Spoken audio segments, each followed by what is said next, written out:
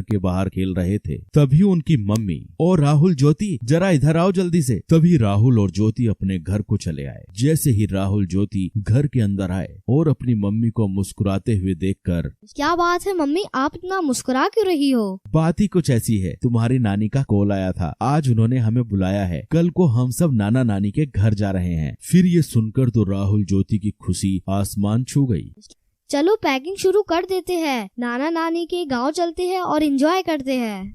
फिर क्या, दूसरे दिन सुबह सब लोग जल्दी नाना नानी के गांव के लिए निकल पड़े। राहुल ज्योति का नानी का घर काफी खूबसूरत और छोटा सा गांव था, जहां सब खेती बाड़ी करते थे और प्यार से रहते थे। राहुल ज्योति जैसे ही नाना नानी के घर पहुंचे तो उनके स्वागत के लिए नाना नानी तैयार खड़े थे। राहुल ज्योति को नाना नानी बोले, राहुल ज्योति आ जाओ, हमारे पास को आ जाओ। फिर राहुल और ज्योति नाना नानी के पास जाकर उनसे लिपट गए। फिर खास नाना नानी की बनाई हुई स्वादिष्ट खाना खाकर राहुल ज्योति ने थोड़ी देर आराम किया और फिर दोनों अपने नाना नानी हाल का मजा लूटने के लिए तैयार हो गए। ये लो, तुम दोनों के लिए मैंने खास इमली का रस बनाया है, इसे जल्दी से पी लो, इसे गर्मी में पिया जाता है। नानी की बनाई हुई इमली का रस पीकर तो राहुल ज्योति एकदम तरोताजा हो गए। फिर नानी जी ने आम के पेड़ पर एक बड़ा सा झूला टांगा। राहुल ज्योति झूले पर बैठ गए और झूला झूलते झूलते हवा में बातें करने लग गए और फिर नाना जी के साथ घूमने चले गए। और फिर रात हो गई।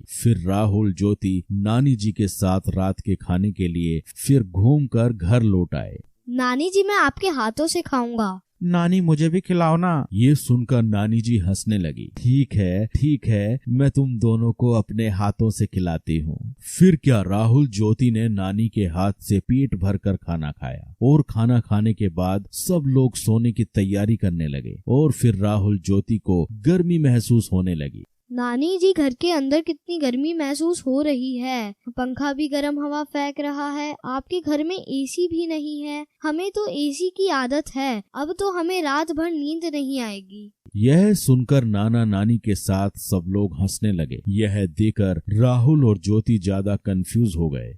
आप सब हंस क्यों रहे हो? हमने कुछ गलत कह दिया क्या? ना बेटा ना, तुमने कुछ गलत नहीं कहा। छोटा सा तो हमारा गांव है, हमारे पास एसी कैसे होगा बेटा, लेकिन हमारे पास एक ऐसा एसी जरूर है जो तुम्हारे शहर में नहीं होगा। नानी जी ने फिर जाकर छत पर गद्दे बिछाए और सोने लगे। नानी, हम भी आपके पास सोएंगे। हाँ, तुम दोनों मेरे पास सो जाओ, आओ सो जाओ। फिर क्या, खुले आसमान के नीचे थोड़ी हवा में राहुल और ज्योति आराम से नानी के पास सो गए और नानी से कहानियां सुनते सुनते दोनों को प्यारी नींद आ गई। तो बच्चों, आपने इस वीडियो में देखा राहुल ज्योति का नानी का